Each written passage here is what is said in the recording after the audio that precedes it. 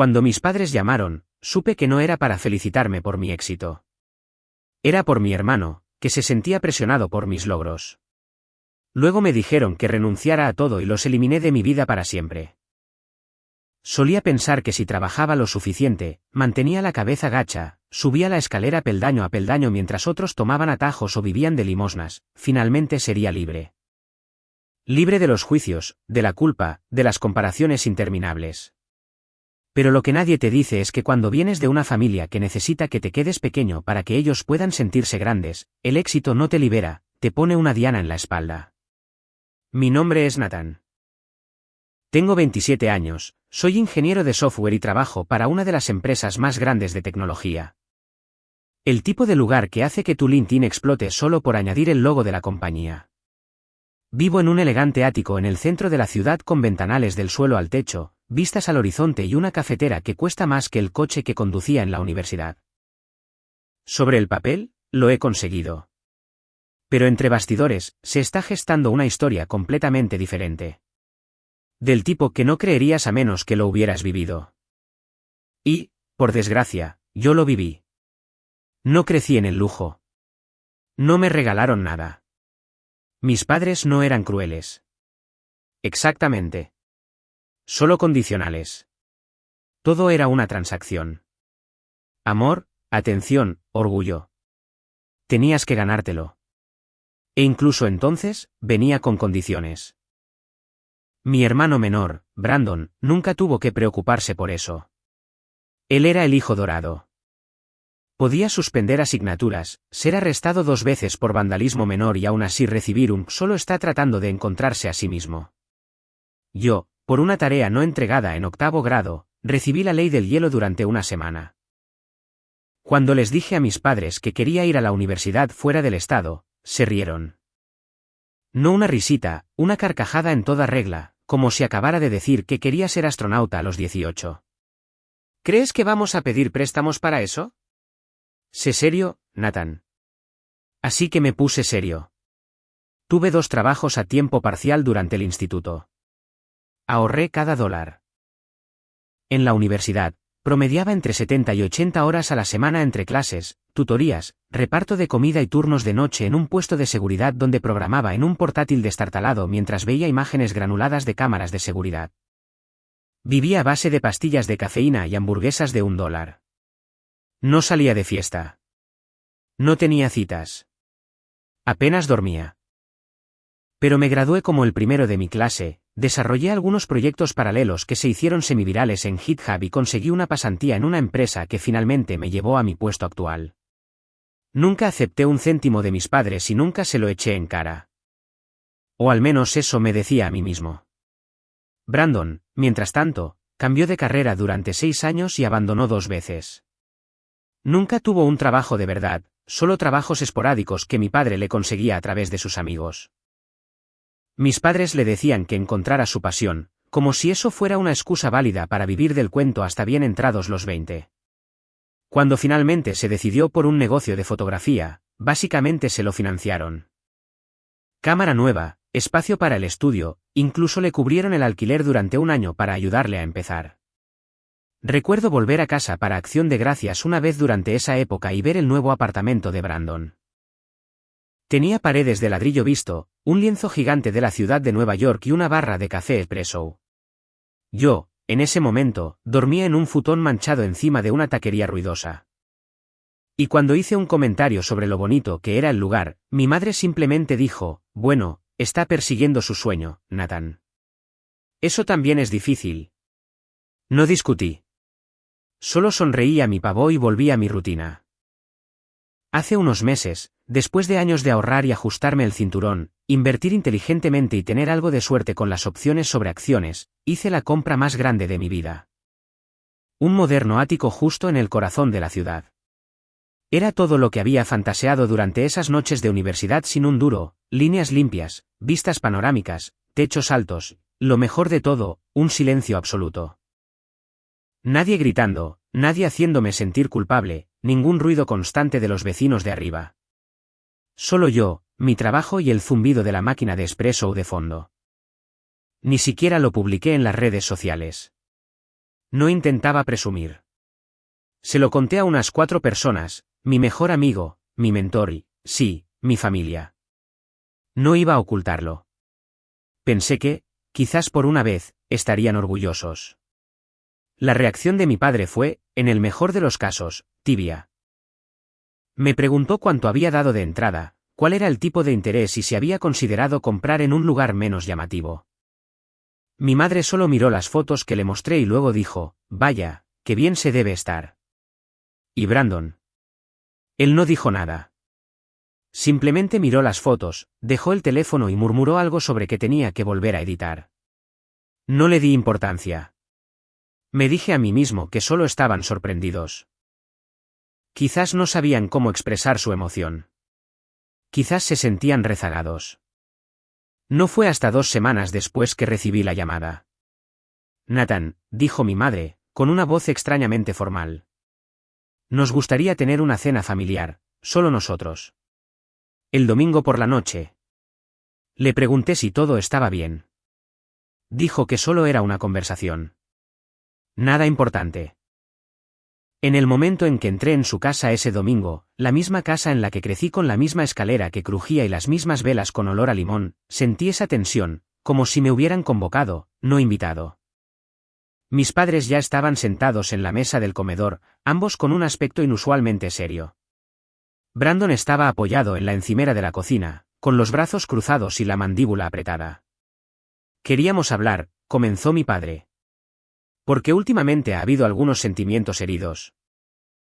Se me encogió el estómago. Mi madre juntó las manos como si estuviera dirigiendo una sesión de terapia.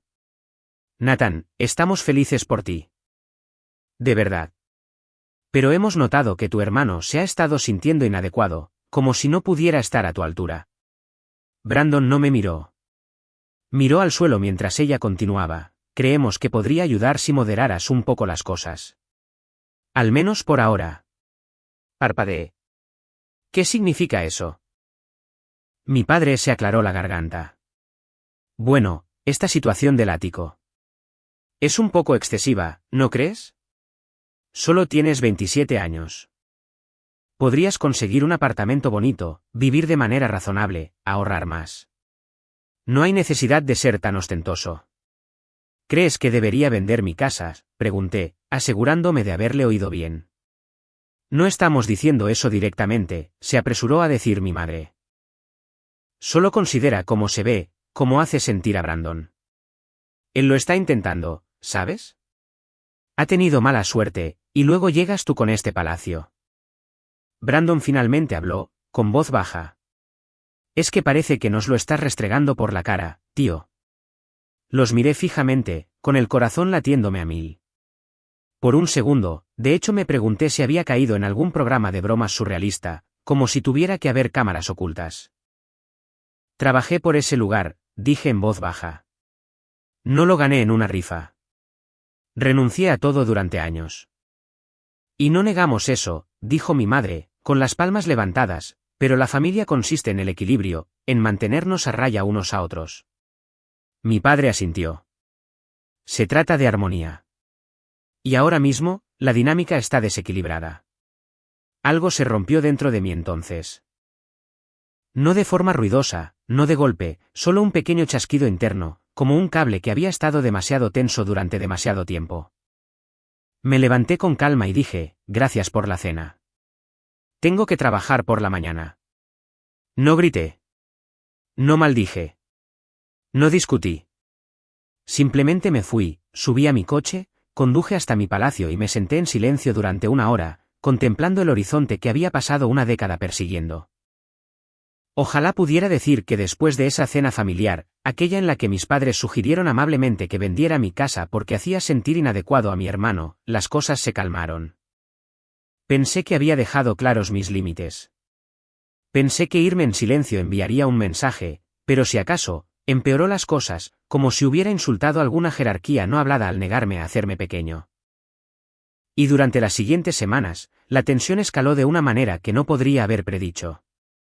Sutil al principio, luego no tan sutil. Empezó con los mensajes de texto. Al principio, eran bastante inofensivos.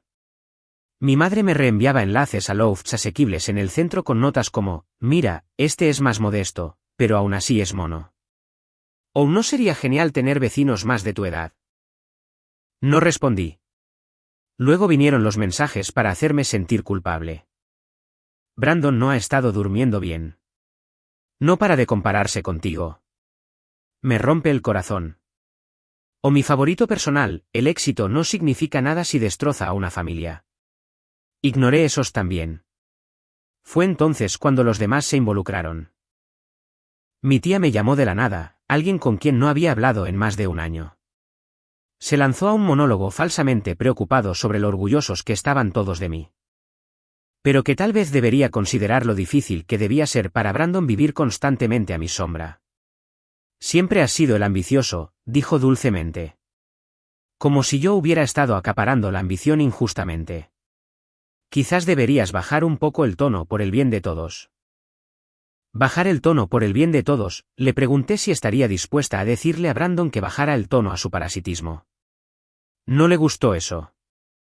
Después de eso, mi madre probó con un ángulo diferente.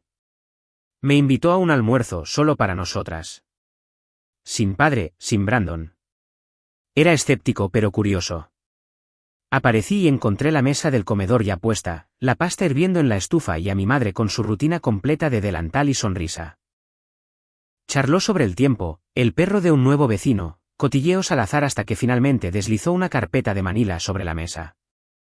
¿Qué es esto?, pregunté. Solo algo a considerar. Dentro había folletos de centros de terapia, específicamente servicios de consejería familiar. Se sentó frente a mí con esa expresión de lástima practicada que siempre significaba que pensaba que estaba siendo generosa. Creo que todos necesitamos sanar, dijo. Has estado muy enfadado. Me reí, no pude evitarlo. ¿Yo he estado enfadado? Te fuiste de la cena, Nathan. Porque me pediste que vendiera mi casa para proteger el ego de Brandon.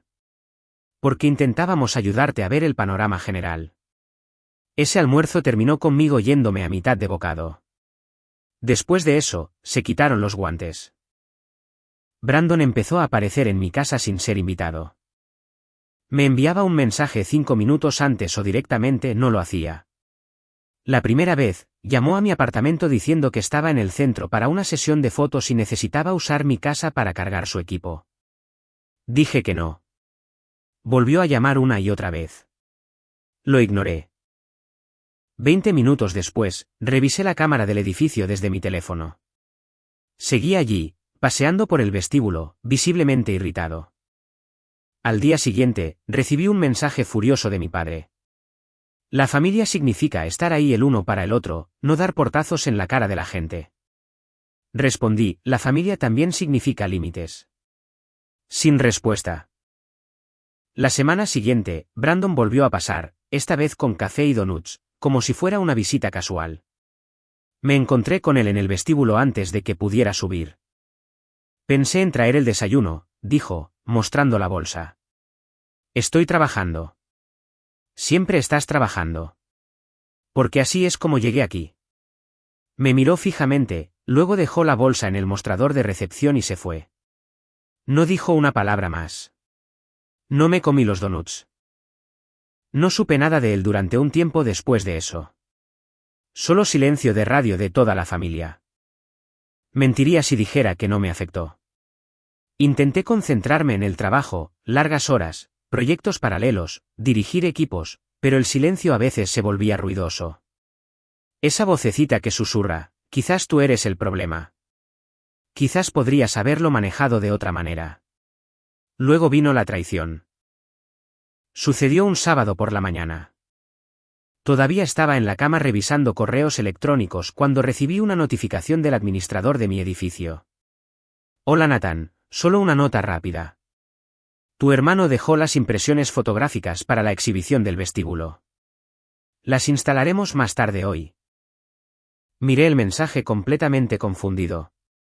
Mi edificio a menudo rotaba obras de arte locales en el vestíbulo, fotos, esculturas, pinturas. Incluso había recomendado a algunos amigos de mis días en la escuela de arte, pero no había presentado a nadie recientemente, y definitivamente no había inscrito a Brandon. Respondí, disculpa, ¿qué impresiones? El administrador dijo, Brandon. Dijiste que lo habías autorizado. Que querías apoyar su trabajo y que el vestíbulo sería perfecto. Ya tenía acceso al ascensor. Parecía legítimo. Salté de la cama, me puse unos pantalones de chándal y bajé corriendo. Y allí estaban. 4 enormes lienzos fotográficos apoyados contra la pared del vestíbulo, listos para ser montados. Retratos estilizados en blanco y negro, melancólicos, dramáticos, muy del estilo de Brandon. Pero lo que me tomó por sorpresa fueron los pies de foto, en una fuente elegante y en negrita debajo de cada imagen. El éxito no siempre se gana. Privilegio disfrazado. Algunos escalan sobre las espaldas de otros. No todos los áticos son hogares. Me quedé helado. Mis manos empezaron a temblar. Algunos residentes estaban dando vueltas, mirando las impresiones, murmurando cosas que no podía oír del todo. Una de ellas, una mujer mayor del piso 14, de hecho me sonrió. Son impactantes, dijo. Muy crudas. ¿Quién es el artista? No respondí. No podía. Fui directamente a la oficina del administrador y exigí que las retiraran. Parecía desconcertado pero obedeció. Brandon no respondió a mis llamadas. Ni ese día, ni al siguiente. Finalmente, conduje hasta la casa de mis padres, llamé a la puerta, con el corazón palpitante. Mi madre abrió como si me hubiera estado esperando. No queríamos molestarte, dijo antes de que pudiera hablar. ¿Lo sabías? No respondió. La aparté para entrar en la sala de estar, donde Brandon estaba sentado en el sofá, con los pies en alto, mirando su teléfono. Falsificaste mi nombre, dije. Entraste a mi edificio con falsos pretextos. Era arte, respondió secamente. No, fue un ataque directo. Finalmente levantó la vista. Su rostro era de piedra. Has dejado claro que no te importa esta familia. Solo estaba devolviéndote el favor. Me quedé sin palabras. No por las palabras, sino por la facilidad con que las dijo. Como si esto se hubiera estado acumulando en él durante años. Y ahora que había encontrado una manera de herirme, nunca se había sentido más vivo. Podrías haber pedido ayuda, Brandon. Se burló. Tú no ofreces ayuda. Alardeas de lo que tienes. Crees que solo porque sufriste, te da derecho a mirar por encima del hombro a todos los demás. No te miro por encima del hombro, dije. No lo hacía, pero quizás debería haberlo hecho. Eso fue lo último que dije antes de salir. No di un portazo. No grité, pero algo había cambiado en mí ese día. Algo permanente. Ya no estaba enfadado. No estaba triste. Estaba harto. O al menos eso pensaba, porque 2 días después recibí una carta real escrita a mano por mi padre. Y lo que había dentro hizo que todo lo anterior pareciera el calentamiento. Si quieres saber qué había en esa carta, te lo diré, pero prepárate. Lo cambia todo. La carta llegó un martes. Lo recuerdo porque acababa de terminar una llamada con el líder de mi proyecto y estaba debatiendo si preparar el almuerzo o pasar directamente a mis reuniones de la tarde. No esperaba nada. Rara vez recibía correo físico aparte de las facturas de servicios públicos o algún folleto inmobiliario ocasional, pero este destacaba. Sobre de color crema, papel grueso, mi nombre escrito a mano con la distintiva letra cuadrada de mi padre, sin remitente. Algo en ello hizo que se me encogiera el estómago. Me senté en el borde de la encimera de la cocina, abrí el sobre con un cuchillo de mantequilla y desdoblé la carta de 2 páginas que había dentro. La letra era familiar, firme, pero cada palabra se sentía como un puñetazo en el estómago. No porque fuera cruel, casi desearía que lo hubiera sido, sino porque era deliberada, fría, calculada, como si hubiera ensayado cada frase en su cabeza antes de ponerla por escrito, sabiendo exactamente cómo impactaría. Comenzó con algo que parecía empatía. Nathan, siempre he admirado tu disciplina, tu capacidad para ignorar las distracciones y perseguir tus metas. Eso no es fácil, y estoy orgulloso de ti. Ambos lo estamos. Pero hay algo más importante que los logros, el equilibrio, la familia. Luego cambió de tema. He estado hablando con tu hermano. Está pasando por un momento difícil. Tus decisiones recientes han empeorado las cosas. Sea intencional o no, has creado una distancia entre tú y esta familia. Tu tono, tu actitud, tu estilo de vida. Envían un mensaje, uno que dice, soy mejor.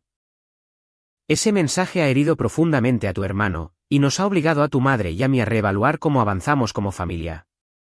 Fue entonces cuando soltó la bomba. A partir de esta semana, hemos decidido reestructurar temporalmente el fideicomiso familiar.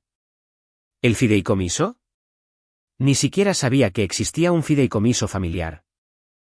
Mis padres no eran ricos de ninguna manera, clase media en el mejor de los casos, pero sabía que mi abuelo había sido dueño de tierras en el norte del estado que se habían transmitido cuando murió. Hectáreas de bosque sin urbanizar que valían más de lo que la mayoría de la gente se imaginaba. Siempre había asumido que se guardaba para la jubilación o quizás para alguna emergencia familiar futura. Mi padre nunca hablaba de ello en detalle. Era uno de esos temas de ya hablaremos de eso algún día, que quedaban enterrados bajo conversaciones triviales y partidos de fútbol. Aparentemente, algún día había llegado, solo que sin mí. Continuó, hemos nombrado a Brandon como el beneficiario principal durante los próximos 5 años. No se trata de favoritismo, se trata de necesidad. Esperamos que entiendas que esto no es un castigo. Es una protección para la familia. Si estás dispuesto a poner de tu parte, esto puede cambiar. Pero si continúas por tu camino actual, podrías forzarnos a tomar una decisión a largo plazo. La puerta siempre está abierta, pero también lo está la ventana de oportunidad. Leí la carta 2, 3 veces. Cada vez tenía menos sentido y dolía más.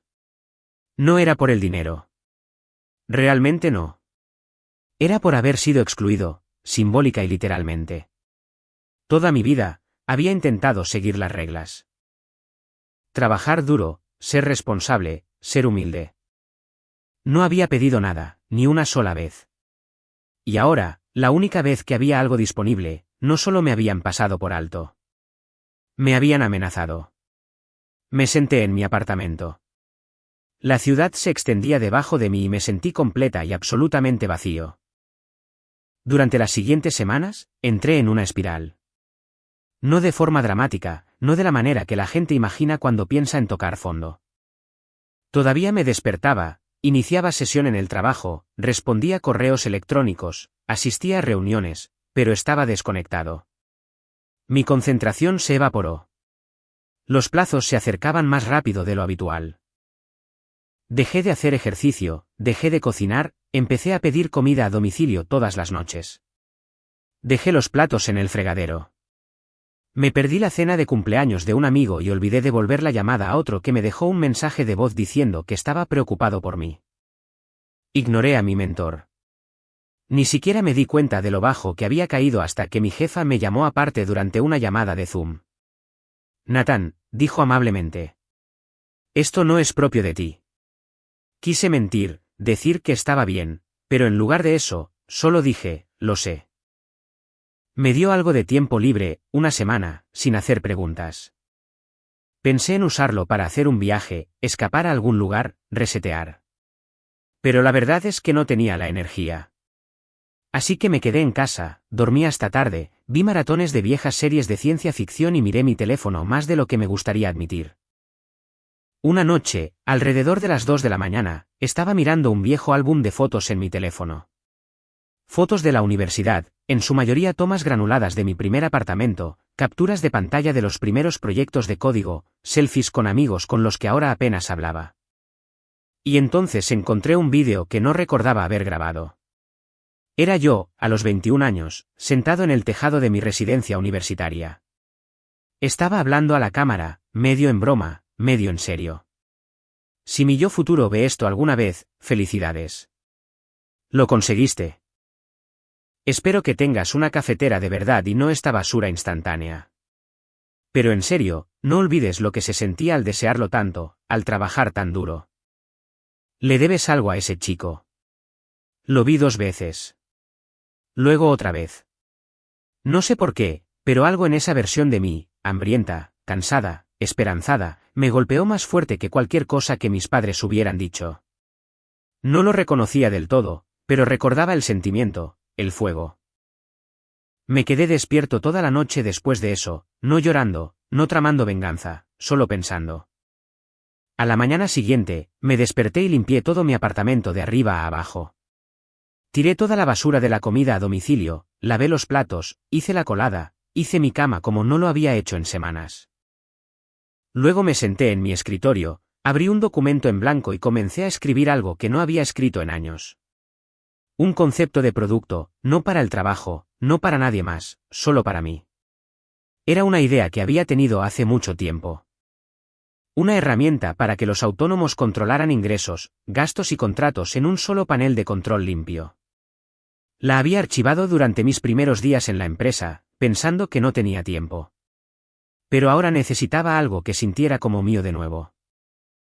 Algo que me recordara quién era antes de dejar que sus voces se metieran en mi cabeza. Construí un prototipo en 2 semanas. Nada sofisticado, solo una interfaz básica y algo de lógica de backend. Pero funcionaba. Y lo más importante, me daba un propósito. No se lo dije a nadie. Seguí trabajando en ello por las noches, reconstruyendo lentamente mi horario. Volví a escribir en mi diario, a preparar mis comidas, a hacer ejercicio. Empecé a asistir a las reuniones de equipo con aportaciones reales de nuevo. Mi jefa se dio cuenta, al igual que algunos compañeros de trabajo. Empezaron a asignarme tareas más grandes de nuevo, problemas más difíciles. Los resolví en silencio, de manera constante, y por primera vez en mucho tiempo, no sentí que estuviera buscando aprobación. No estaba tratando de impresionar a nadie. Solo estaba viviendo. Pasó un mes, luego 2. Dejé de mirar las redes sociales de Brandon. Silencié el chat grupal de la familia. Me dije a mí mismo que volvería a interactuar cuando estuviera listo, cuando quisiera, y ni un segundo antes. Un día, llegué a casa y encontré una nota pegada en mi puerta. ¿Podemos hablar? B. Sin sobre, sin mensaje de texto, solo 3 palabras. La miré durante mucho tiempo. Mi primer instinto fue romperla, quemarla. Pero no lo hice. La llevé adentro, la puse en la encimera y la dejé allí. No lo llamé. En cambio, seguí construyendo. La herramienta que había comenzado, ahora llamada Layer Light, había crecido. Había incorporado a algunos amigos autónomos como probadores beta. Los comentarios eran prometedores. Uno incluso se ofreció a invertir. Lo rechacé. Aún no estaba listo para eso, pero encendió una mecha. Comencé a planificar un lanzamiento suave, compré un dominio, contraté a un diseñador para pulir la interfaz de usuario, construí una página de destino con lista de espera, y una mañana, mientras revisaba las métricas, me di cuenta de algo. No había pensado en el fideicomiso, la traición, la carta en semanas. No porque me hubiera curado, sino porque había cambiado el enfoque. No habían ganado. Habían intentado desequilibrarme. Y por un tiempo, lo consiguieron. Pero encontré algo que nunca esperaron que encontrara. A mí mismo. La versión de mí que no se definía por su aprobación o su culpa. La versión que no necesitaba la validación de unos padres que solo me amaban condicionalmente o de un hermano que resentía mi existencia. Esa versión apenas estaba comenzando. Pero entonces, justo cuando pensaba que finalmente había creado suficiente distancia, sucedió algo que me arrastró de nuevo al fuego. Un mensaje de voz de mi madre. Llorosa, entrecortada, divagando. No sabía que iban a hacer esto, Nathan, te lo juro. Por favor, llámame. Ha ido demasiado lejos. Tu hermano, tu padre. No puedo arreglar esto sola. Fue entonces cuando supe que algo había cambiado, algo grande. Y esta vez, no iba a marcharme. Iba a responder, pero en mis propios términos. No le devolví la llamada de inmediato. Eso puede sonar cruel, especialmente después de un mensaje de voz tan emocional. Pero tienes que entender que mi madre es una maestra del tono. Sabe exactamente cuándo usar la calidez y cuándo hacerse la víctima. Crecí viéndola manejarlo como un bisturí. Voz suave, aliento tembloroso, pausas dramáticas, siempre deteniéndose justo antes de decir algo directo, siempre forzándote a atar cabos, sentir la culpa, rellenar los huecos. Nunca dejaba mensajes como ese. Y especialmente nunca admitía que no podía arreglar algo. Esa fue la primera pista de que lo que fuera que hubiera pasado, no era solo una riña o otra ronda de piensa en tu hermano. Esto era más profundo, más volátil. Pero no estaba dispuesto a caer en otra emboscada emocional. No esta vez. Había trabajado demasiado para reclamar mi paz, para recordar quién era sin el ruido. Así que hice algo que nunca habría hecho hace 6 meses. No reaccioné. Tracé una estrategia. Primero, guardé el mensaje de voz, descargué una copia. Ni siquiera sabía si la necesitaría, pero mi instinto me dijo que esto se iba a complicar. Luego, envié un mensaje rápido a alguien con quien no había hablado en mucho tiempo. Oye, ¿te invito a un café esta semana? Necesito hablar. Asuntos de familia. Esa persona era Jaime, una amiga de la infancia que había crecido a unas pocas manzanas. Perdimos el contacto después del instituto, nos reencontramos brevemente en la universidad y luego nos distanciamos de nuevo. Pero Jaime conocía a mi familia, había visto la dinámica, oído las discusiones, estuvo allí la noche en que mi padre hizo que Brandon mintiera sobre romper la puerta del garaje y luego me castigó a mí cuando intenté corregir la historia. Jaime siempre había dicho las cosas como eran. 2 días después, nos encontramos en una pequeña cafetería en la calle Sexta.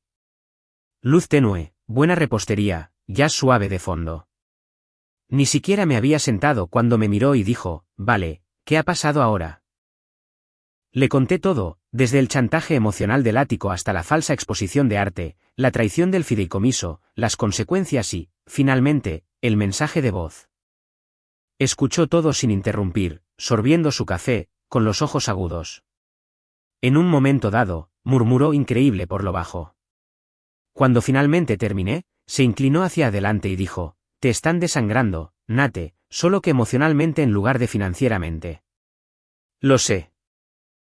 No, no creo que lo sepas. Esto no va sobre el dinero o el apartamento. Va sobre el control.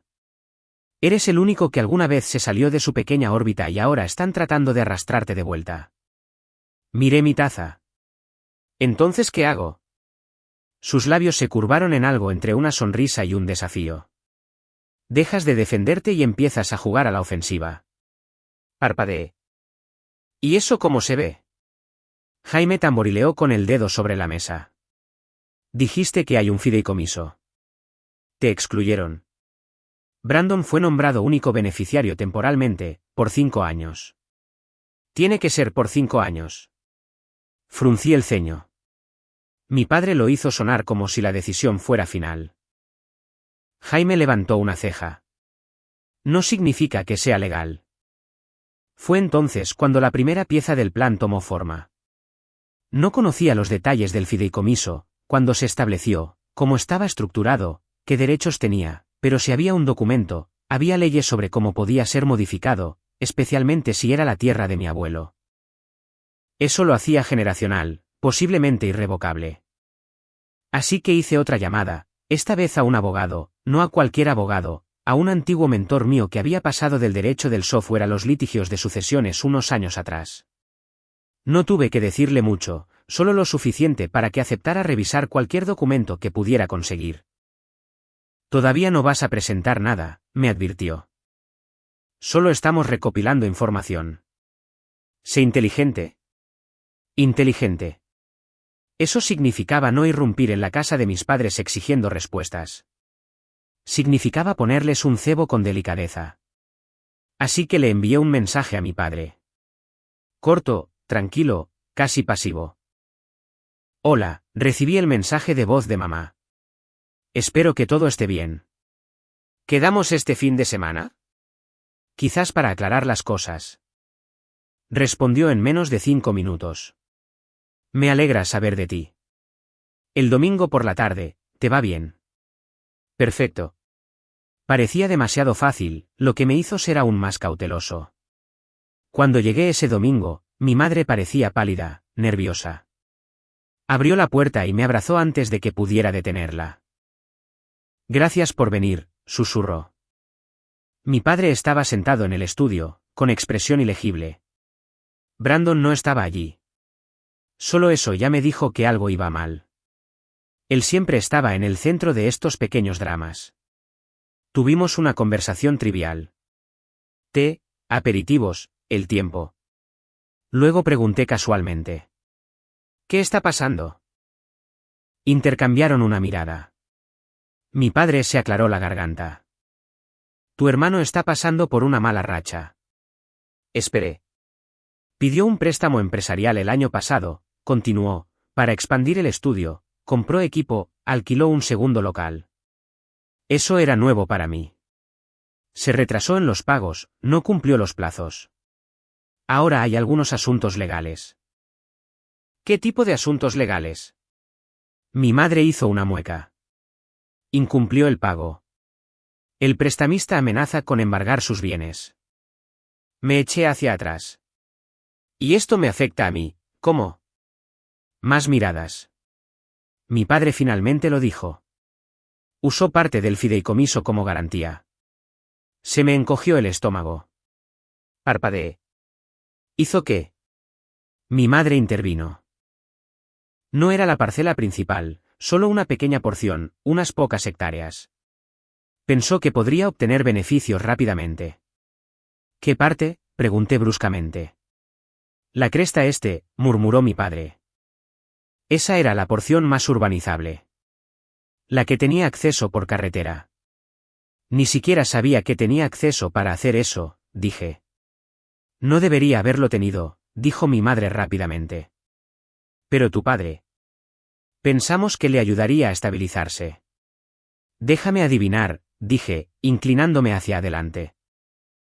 El papeleo no estaba en regla. Ahora se está revisando todo el fideicomiso. Ninguno de los dos habló. Me levanté, caminé hacia la ventana, respiré hondo. Luego me di la vuelta. Quiero ver los documentos. Todos. El fideicomiso original, los anexos, las transferencias.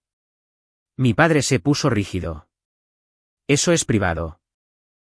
No si afecta a mi herencia legal. No si las acciones de Brandon la están poniendo en peligro. Podéis dejar que lo revise con un abogado o lo solicitaré con una orden judicial. Vosotros elegís. Fue la primera vez que vi a mi padre verdaderamente enfadado. No gritando, no golpeando la mesa, sino con esa furia contenida y latente que proviene de alguien acostumbrado a tener el poder y que de repente se da cuenta de que ya no lo tiene. Has cambiado, dijo fríamente. No, respondí. Simplemente he dejado de disculparme. Me fui sin un abrazo, sin un adiós, sin aperitivos envueltos en papel de aluminio como en los viejos tiempos.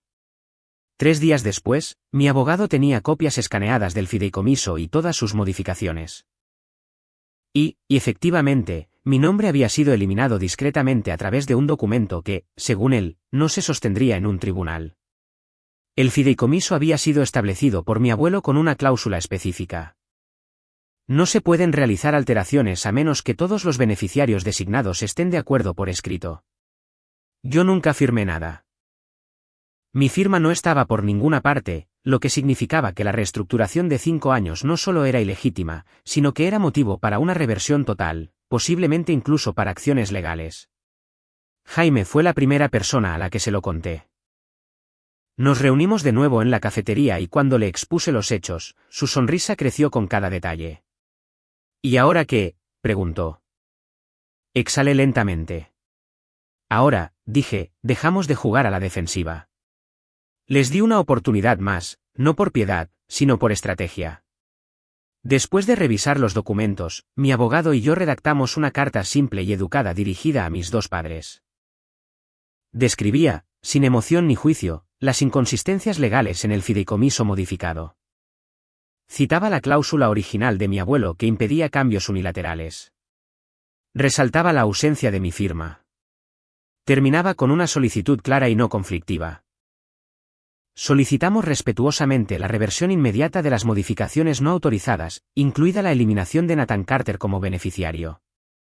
Si no se resuelve antes de fecha, procederemos a través de los canales legales apropiados. El plazo era de 2 semanas. No supe nada durante 13 días. Ni mensajes, ni llamadas, ni golpes en mi puerta, solo un silencio como el que se instala justo antes de una tormenta. El día 14, recibí un correo electrónico. Era de mi padre. Sin saludo, sin disculpa, solo un PDF. El fideicomiso ha sido modificado y restaurado a su forma original. La autoridad de Brandon ha sido revocada. Estás reinstalado. Considera este asunto cerrado. Le mostré el correo electrónico a mi abogado. Sonrió. Está hecho. Has ganado. Pero esa no era la venganza. Eso fue solo el disparo de advertencia. Porque aquí está la cosa. Pensaban que el problema había terminado porque el papeleo estaba arreglado. Lo que no se dieron cuenta fue del daño que ya habían hecho. No a mis finanzas, sino a mi nombre, a mi confianza, a mi reputación. ¿Recordáis la exposición de fotografía que Brandon intentó instalar en el vestíbulo de mi edificio? Esa en la que se coló en mi edificio y exhibió leyendas difamatorias como privilegio disfrazado y no todos los áticos son hogares. Sí, yo tampoco lo había olvidado. Y ahora que la amenaza legal había pasado, tenía el ancho de banda y la motivación para asegurarme de que Brandon aprendiera su propia lección. Empecé por algo pequeño. Un mensaje directo a la gerente de una galería que conocía a través de un amigo en común, alguien a quien Brandon había estado intentando cortejar durante meses. Le envié las fotos del vestíbulo que Brandon había intentado instalar en mi edificio junto con un breve mensaje. Pensé que deberías ver el tipo de trabajo que intenta colar sin consentimiento. Respondió 2 horas después, gracias. Eso cruza una línea. No seguiremos adelante con él. Luego pasé a su contrato de alquiler. ¿Recordáis el segundo espacio de estudio que alquiló para expandirse? A través de una investigación en línea y una publicación de LinkedIn que había hecho meses antes, descubrí el edificio. No contacté directamente al propietario. No fue necesario. Contacté a un amigo que trabajaba para una empresa de bienes raíces comerciales en la zona. Le di el nombre del negocio de Brandon y le pregunté si el dueño alguna vez había hecho pagos atrasados o había intentado subarrendar. Mi amigo se rió. Sí, ese tipo es un desastre. No ha pagado en 2 meses. Quiere renegociar el contrato pero no devuelve el papeleo. No dije nada incriminatorio. No presioné, pero la conversación llegó a oídos del propietario. 2 semanas después, Brandon perdió el local. Segundo strike. Finalmente, fui a por su verdadera moneda de cambio, su imagen. Brandon había construido un modesto seguimiento en las redes sociales como un creativo visionario. 12.000 seguidores en Instagram, una estética cuidada, citas inspiradoras, reels de detrás de cámaras cuidadosamente filtrados. Creé una cuenta falsa, seguí su página y esperé. Pronto, publicó una nueva serie llamada El arte de la escalada, con leyendas sobre superar la adversidad, construir su negocio sin ayudas y perseguir el éxito sin comprometer sus valores. Hice una captura de pantalla de la publicación, luego subí una comparación lado a lado.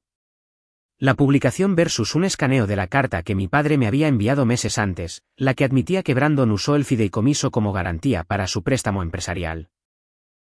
No incluí información identificable, ni dirección, ni documentos, solo una leyenda. Curiosa definición de, sin ayudas. Luego dejé que Internet hiciera lo suyo. En 24 horas, Brandon bloqueó su cuenta. Tercer strike. Las consecuencias fueron rápidas. No volví a saber de él. Ni una disculpa, ni un intento de reconciliación, solo silencio. Su nombre desapareció del directorio de mi edificio. Aparentemente, había estado viviendo en el apartamento de un amigo cercano. Ahora se había ido. Mis padres, por otro lado, intentaron una última maniobra, una invitación a cenar en su casa para hablar. Consideré ignorarla, pero necesitaba un cierre, así que fui. Solo estaban ellos dos. Brandon no estaba allí. El comedor estaba impecable, las servilletas dobladas, una vajilla que no había visto desde la Navidad de hace 5 años. Mi madre sirvió roast beef. Mi padre sirvió vino. Por un momento, casi se sintió normal, Hasta que mi madre dejó el tenedor y dijo, solo queremos seguir adelante. Asentí. Yo también. Mi padre se aclaró la garganta. Hemos cometido errores. No hablé. Dejamos que las cosas se descontrolaran, continuó.